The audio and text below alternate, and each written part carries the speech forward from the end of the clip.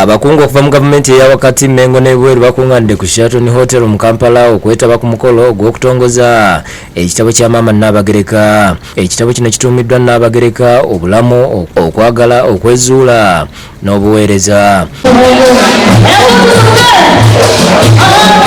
Ku ssaawa 10 Nnaabagereka atuuse n'aniizibwa mu ssanyu.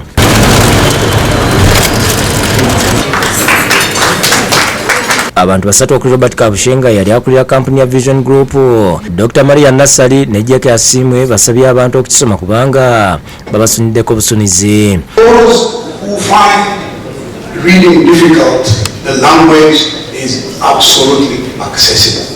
Batendereza Nnaabagereka okusesera ku buwangwa, okuyamba omwana omuwala n'omulenzi n'ebirala. Pick out proverbs and use them through the telling of a story is to proudly name and reclaim our Africanness. Omumbejja Ssanga lya Mbogo eyakubye ekitabo kino Dr. Dennis Sempebwa n'abalala bakyogeddeko ne basima Nnaabagereka olw'okukiwandiika n'okulaga bwino akwata ku bulamu bwe. She will always be remembered as a champion for the less privileged, particularly the children.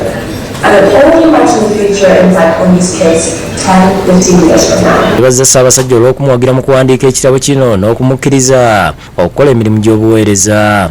I would like to start by giving extraordinary appreciation from the depth of my heart to the Ssaabasajja Kabaka of Uganda for having allowed me to lend a hand to the progress and development of our region and people, and for being supportive to me while doing it. Oluvannyuma kitongoza n'assaako omukono ne kigenda ku katale. It's my pleasure and joy to launch Nnaabagereka Live Passion. Abantu abeetabye ku mukolo guno basimbye ennyiriri ne bafuna omukisa ogusooka okufuna omukono gwa Nnaabagereka mu bitabo bye baguze.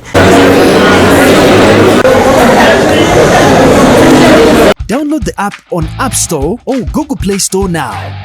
Vision Digital Experience, the future of media.